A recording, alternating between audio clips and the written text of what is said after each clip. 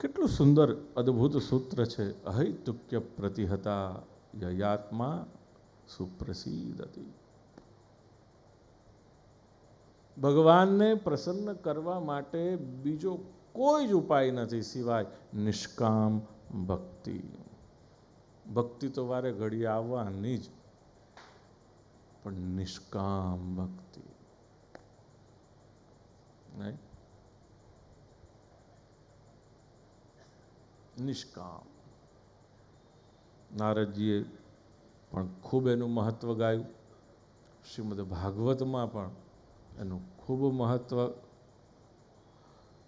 આગળના ચોથા સૂત્રની અંદર એટલે અપ્રોચની અંદર,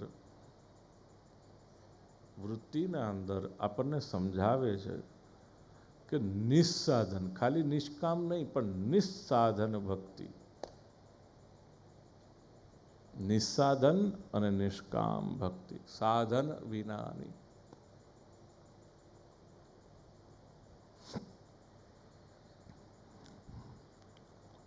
શરૂઆતની અંદર સુંદર પ્રશ્નોનો ઉત્તર આપ્યો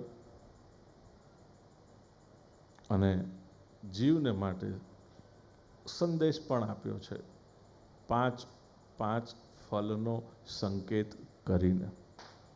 શ્રીમદ ભાગવતજીનો જે આશ્રય કરે એને 5 ફલ અવશ્ય મળે. પહેલું નિર્ભયતા.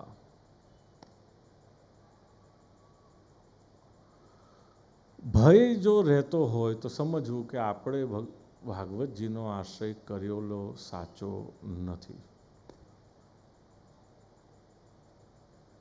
કારણ કે શ્રીમદ ભાગવતનો જો અક્ષરશઃ આશ્રય કર્યો હોય તો પહેલું ફલ છે નિર્ભયતા.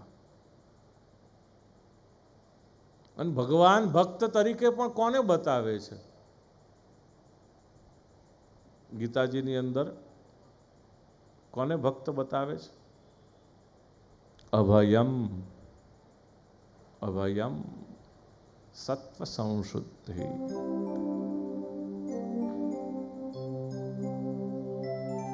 આપણે ત્યાં થિયરી ગોડ ફિયરિંગની નથી, ગોડ લવિંગની થિયરી છે.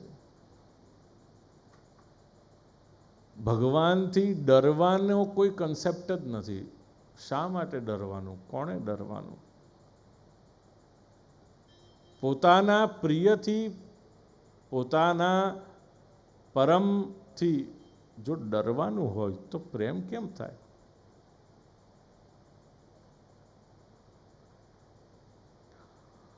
તો ગોડ ફિયરિંગ નથી પણ ગોડ લવિંગ થિયરી છે આપણે ત્યાં.